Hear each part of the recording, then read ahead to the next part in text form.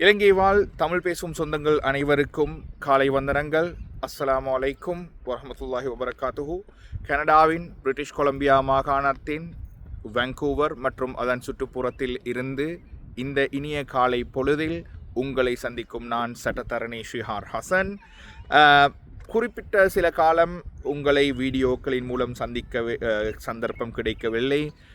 வேலைப்பளு காரணமாகவும் மற்றும் பல தரப்பட்ட மாணவர்களுக்கு உதவி செய்ய வேண்டும், அவர்களது தேவைகளை நிவர்த்தி செய்ய வேண்டும், சரியான வழிகாட்டல்களை வழங்க வேண்டும் என்ற நோக்கில் எமது சேவைகளை துரிதப்படுத்தவும் டைவர்சிஃபை பண்ணவும் நாங்கள் முடிவெடுத்தோம். அந்த வகையில் கனடாவுக்கு வர வேண்டுமா அல்லது கனடாவில் கல்வியை தொடர்வதற்கான, கனடாவில் உங்களது வாழ்க்கையை அடுத்த லெவலுக்கு கொண்டு போவதற்கு எவ்வாறு நாம் சப்போர்ட் பண்ணலாம் அல்லது அதற்கான ஆல்டர்னேட்டிவ்ஸ் என்ன என்பது சம்பந்தமான ஆராய்ச்சியிலும் அது சம்பந்தமான வேலைகளிலும் ஈடுபட்டிருந்தோம் கடந்த சில மாதங்களாக.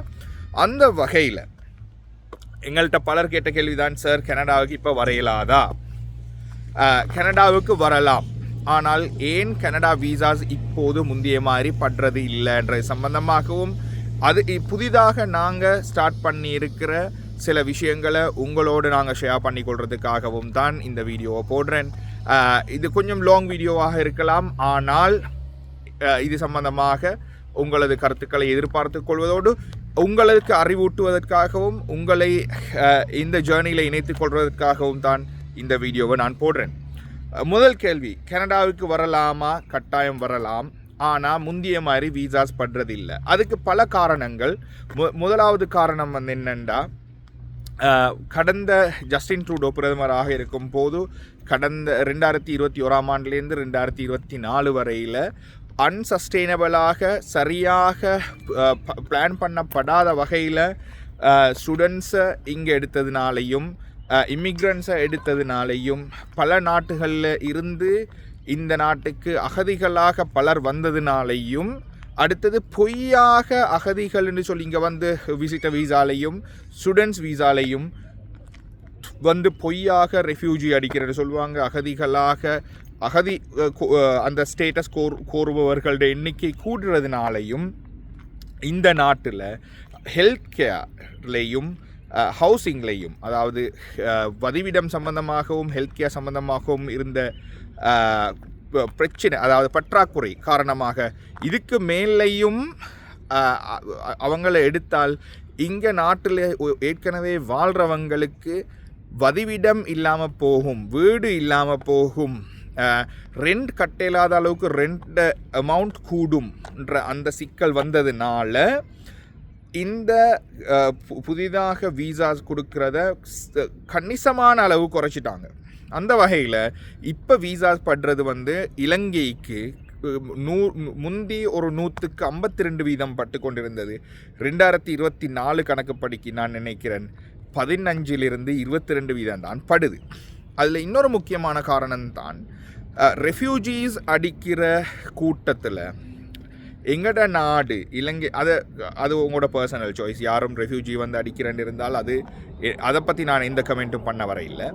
ஆனால் ரெஃப்யூஜிஸ் அடிக்கிற நாட்டில் சனத்தொகைக்கு ஈடாக, சனத்தொகைக்கு பரலலாக பார்க்கும்போது, சனத்தொகையோடு ஒப்பிட்டு பார்க்கும்போது மிக கூடுதலாக ரெஃப்யூஜிஸ் அடிக்கிற நாடுகளில் இலங்கை நான் நினைக்கிறேன் 2வது அல்லது 3வது இடத்தை 2023லையும் 2024லையும் பெற்றுக்கொண்டதின் காரணமாக எங்கட பாஸ்போர்ட்டோட பவர் வேலிடிட்டி கனடாவில் குறைஞ்சிட்டு போகுது என்றதையும் இங்கே இருக்கிற லாயர்ஸ், இமிக்ரேஷன் கன்சல்டன்ட்ஸ் எங்களோட ஷேர் பண்ணி கொண்டாங்க.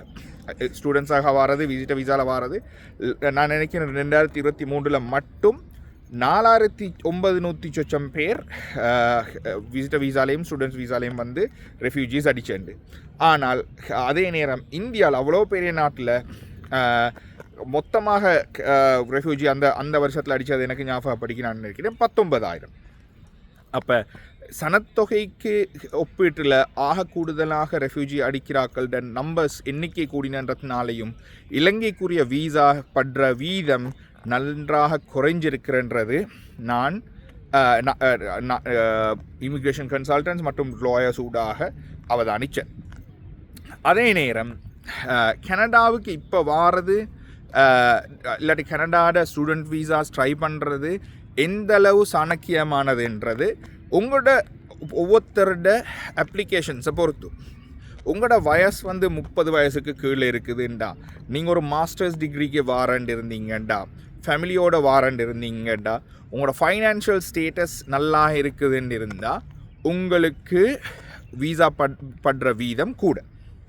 ஆனால் இதெல்லாம் இல்லாமல் நீங்கள் உங்களோட எல்லா வகையிலையும் உங்களோட ப்ரொஃபைல் வீக்குண்டா, உங்களோட ப்ரொஃபைலில் நான் செஞ்சு தான் எடுக்கணும், இல்லாட்டி பல விஷயங்கள் என்ன சொல்கிறது பூசி மொழுக வேணும்னு சொன்னால் உங்களோட வீசா படுற சான்சஸ் குறையலாம்.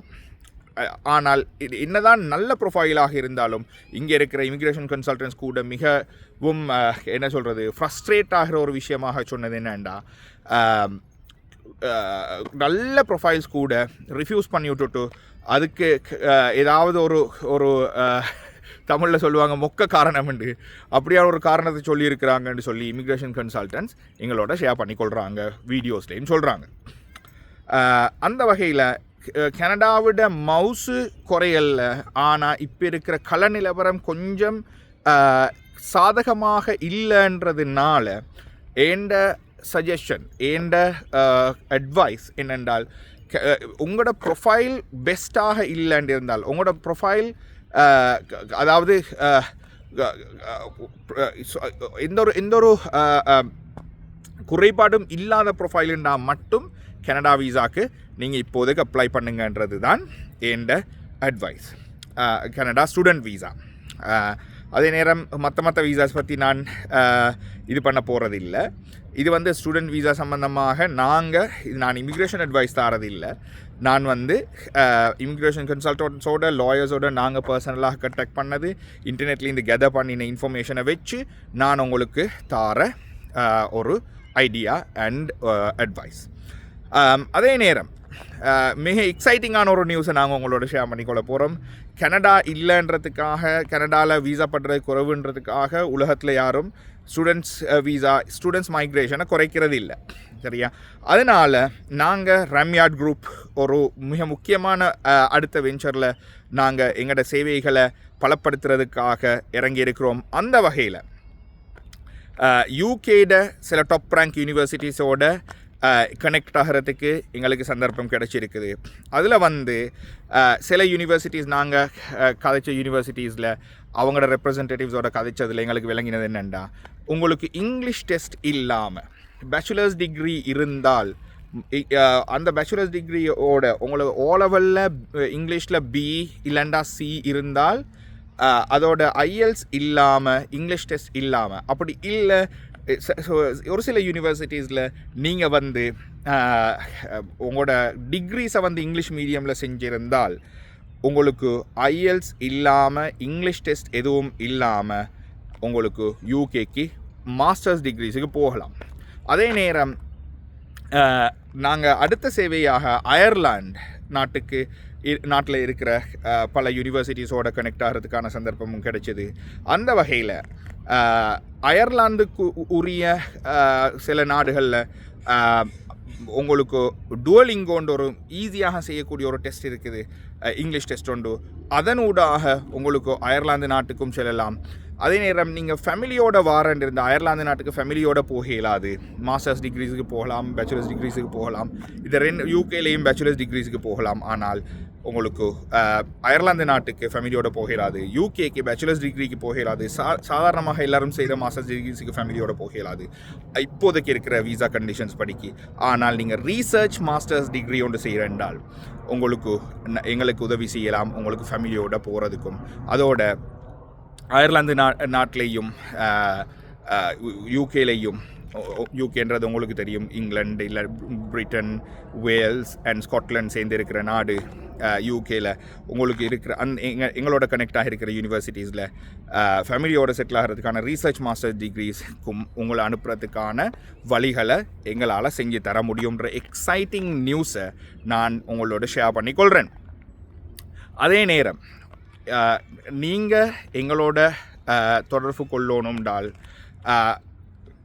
இந்த செப்டம்பர் இன்டேக்குக்கு நாங்கள் யூகே யூனிவர்சிட்டிஸுக்கான ஸ்டூடெண்ட்ஸ் இன்டேக்ஸுக்கு நாங்கள் உதவி செஞ்சு கொண்டு இருக்கிறோம். அந்த வகையில் இப்போ நீங்கள் செய்ய வேண்டியது www.ramyardgroup.ca www.ramyardgroup.ca என்ற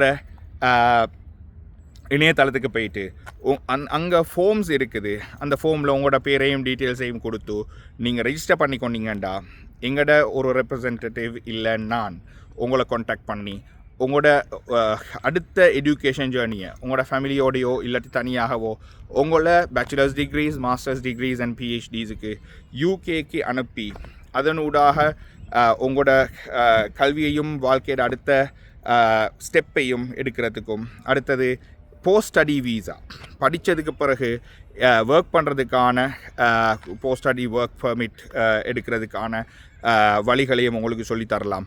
அதனூடாக உங்களோட லைஃப்பை ஒரு பெட்டரான ஒரு எக்கனாமிக் ஸ்டேட்டில் செட் பண்ணிக்கொள்கிறதுக்கும், அடுத்தது உங்களோட கல்வி தகைமைகளை கூட்டிக் கொள்கிறதுக்குமான வழிவகைகளை எங்களால் செஞ்சு தரலாம் என்ற அந்த சந்தோஷமான எக்ஸைட்டிங்கான நியூஸை நான் உங்களோட ஷேர் பண்ணிக்கொள்கிறேன். இதெல்லாம் தாண்டி ஒரு முக்கியமான விஷயம்தான், இப்போ ஏன் வெஸ்டர்ன் கண்ட்ரிஸுக்கு போகணும். நான் கடந்த கிட்டத்தட்ட 2.5 வருடம் 3 வருடம் 2.5 வருடம் முடிஞ்சது நான் இங்கே கனடாவுக்கு வந்து.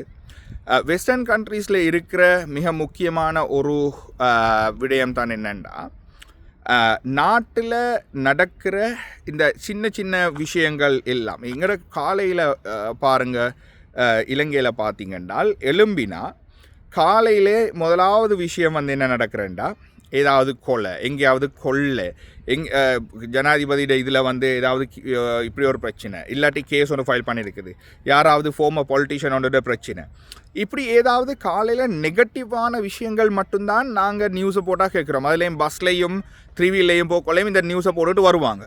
காலையில் போய் ஆஃபீஸில் இறங்கக்குள்ளேயே ஸ்ட்ரெஸ்ட் ஆகிட்டு தான் போய் இறங்குறது, ரைட். அடுத்தது அண்டைக்கு நடக்கிற ஒவ்வொரு சின்ன பொலிட்டிக்கல் பிரச்சனைகளும் எங்களோட வாழ்க்கையை பாதிக்கிறதாகத்தான் அமையுது. ஆனால் இங்கே நாடுகளில் வாழ்கிறாக்கள்கிட்ட இருக்கிற அட்வான்டேஜ் தான் என்னென்னா, இந்த நாட்டில் மத்திய அரசோ மாகாண அரசாலையோ இதாக்குற அண்டைக்கு நடக்கிற பிரச்சனைகள் எதுவும் சாதாரண மக்களாக இருக்கிற எங்களை பாதிக்கிறது இல்லை. ஆஃப்கோர்ஸ் இப்போ இமிக்ரேஷன் சம்மந்தமான ஒரு பிரச்சனை வந்தால் இங்கே ஸ்டூடெண்ட்ஸாக வந்திருக்கிற ஆக்களுக்கு இல்லாட்டி பிஆர் இல்லாத ஆக்களுக்கு பாதிக்கும், பிஆருக்கும் பாதிக்கும், மக்களை பாதிக்கிற டிசிஷன்ஸ் இருக்குது. ஆனால் அண்டைக்கு நடக்கிற சின்ன பிரச்சனைகள் எல்லாம் சாதாரண மக்களை பாதிக்கிறதாக இல்லை. அடுத்தது லிவிங் வேஜ், அதாவது நாங்கள் ஜொப் ஒன்று இருந்தால் சாதாரண ஜொப் செய்கிற ஒரு ஆளுக்கும் அடிப்படை தேவைகளை நிவர்த்தி செய்து வாழ்ந்து கொள்றதுக்கான சந்தர்ப்பம் இருக்குது. இலங்கையில் இன்றைக்கு ஒரு கார் ஒன்று வாங்குறன்றது வந்து ஒரு கனவாக மாறி இருக்குது. சாதாரண ஒரு முந்தியே கார் ஒன்று வாங்கியலாது, மறுபடியும் ஒன்று வாங்குறேன்டாலும் பெரிய கஷ்டம். அதுக்கும் டாக்டராக லோயராக இருக்கணும், ஃபைனான்ஸ் லீஸ் போட்டு 2 மாதம் 50,000 55,000 கட்டணும் இருந்தது. இப்போ வந்து ஒரு பிராண்ட் நியூ வாகனம் வாங்குறது வந்து என்ன நடந்தாலும் ஒரு என்ன சொல்கிற ஒரு மேட்டுக்குளத்தார் கோடிக்கணக்கில் சம்பாதிக்கிறாக்கள், பெரிய பிஸ்னஸ் செய்கிறாக்கள், அப்படி இல்லை ஏதாவது இல்லீகல் பிஸ்னஸ் செய்கிறாக்களுக்கு மட்டும்தான் நல்ல ஒரு வாகனம் வாங்கலாம், நல்ல வாழ்க்கை ஒன்று வாழலாம்ன்ற நிலைமையிலே இருக்குது. கவர்மெண்ட் சர்வன்ட்ஸாக இருக்கிறாக்கள், இல்லைண்டா சாதாரண தொழில் புரிகிறாக்கள், கௌரவமான தொழில்னு புரிகிறாக்களுக்கு கூட ஒரு திருப்திகரமான வாழ்க்கை இல்லாமல் போயிருக்குது, வாழ்கிறதுக்கான சம்பளம் இல்லாமல் இருக்குதுன்ற ஒரு துரதிஷ்டமான நிலையில் தேர்ட் வேர்ல்ட்ஸ்னு சொல்லி கொண்டு போகிற கண்ட்ரிஸ் இருக்குது. இந்த கண்ட்ரிஸ் நாங்கள் வாழ்கிற இந்த ஃபர்ஸ்ட் வேர்ல்டு கண்ட்ரீஸ்லையும் பிரச்சனைகள் இல்லாமல் இல்லை. எல்லோரும் நினச்சி கொள்வது வந்து நான் அப்படி சொல்லக்கொள்ள கனடா வந்து பெஸ்ட்டுன்னு இவர் சொல்கிறாரு, இல்லாட்டி வெஸ்டர்ன் வேர்ல்டு கஷ்டம் இல்லைன்னு சொல்ல வரல, கஷ்டம் இருக்குது. ஆனால் நாங்கள் வந்து அழகாக வாழ்ந்து கொண்டு வாழேலுமான ஊதியத்தை சம்பாரித்து கொண்டு கஷ்டப்படுறதும், அண்டைக்கு ஊதியம் இல்லாமல் இல்லாட்டி அண்டைக்கு வாழ்க்கையை ஓட்டுறதுக்கு கஷ்டப்படுறதுக்கும் இடையில் பெரிய வித்தியாசம் இருக்குது. இதை பலர் விளங்கி கொள்றதில்லை நாங்கள் சொல்லும்போது. இந்த வகையில் வெஸ்டர்ன் வேர்ல்டுக்கு வாரதுக்கு மிக அடிப்படையான காரணம் வந்து என்னென்னா நிம்மதியும் லிவிங் குவாலிட்டியும். அதனால தான் எங்களோட பலர் வந்து வெஸ்டர்ன் வேர்ல்டுக்கு வரணும்னு யோசிக்கிறாங்க. அப்படி வரணும்னு யோசிக்கிறாக்களுக்கான மிக பிரதான பாதையாக கடந்த 25-30 வருடம் இல்லை 40 வருடங்களாக இருக்கிறது தான் ஸ்டூடெண்ட்ஸ் பாத்வே. இந்த ஸ்டூடெண்ட்ஸ் பாத்வேயை மிஸ்யூஸ் பண்ணி ஸ்டூடெண்ட்ஸ் அனுப்புகிறேன்னு சொல்லி அவர்களுக்கிட்ட பல கதைகளை சொல்லி ஏமாற்றி காசை இழக்க வச்சு நடக்கிற அட்டூழியங்களை கண்டு தான் நாங்கள் எங்களோட சேவைகளை ஸ்டார்ட் பண்ணோம். எல்லாரும் இல்லை, கொஞ்சம் பேர். எங்களோட சேவையை நாங்கள் இயன்ற வரையில் சரியாகவும் எங்களால் இயன்ற வரையில் மேக்சிமம் சிறப்பாகவும் செய்து கொடுக்கறதுக்கு நாங்கள் இன்றைக்கு வரையில் ட்ரை பண்ணியிருக்கிறோம். பல ஃபேமிலிஸை நாங்கள் கனடாவுக்கு செட்டில் பண்ணியிருக்கிறோம். அதே மாதிரி தான் இன்ஷா அல்லாஹ் நாங்கள் அடுத்த நாடுகள்லையும் இப்போது யூகே மற்றும் அயர்லாந்து நாடுகள்லையும் உங்களை செட்டில் பண்ணுறதுக்கும் அங்கே படிக்கிறதுக்கான வேலைகளை செய்கிறதுக்கும் இந்த முயற்சியை நாங்கள் எடுக்கிறோம். எமது சேவையை பெற்றுக்கொள்ள விரும்புபவர்கள் மறுபடியும் சொல்கிறேன், www.ramyardgroup.ca RAMYARD GROUP.ca என்ற இணையதளத்துக்கு போய் அந்த இணையதளத்தில் உங்களோட பேரை டீட்டெயில்ஸை கொடுத்து பதிவு செஞ்சு கொள்ளுங்க. எங்களோட ஆட்கள் எந்த ஆஃபீஸில் இருக்கிற ஆட்கள் உங்களை கான்டாக்ட் பண்ணி அடுத்த ஸ்டெப் என்னன்றதை உங்களுக்கு அறியப்படுத்துவாங்க. மீண்டும் ஒரு முறை சந்திக்கும் வரை நான் விடை பெற்றுக் கொள்கின்றேன். நான் சட்டத்தரணி ஷியான்ராசன், கனடாவின் பிரிட்டிஷ் கொலம்பியா மாகாணத்தின் வான்கூவர் பகுதியில் இருந்து. நன்றி.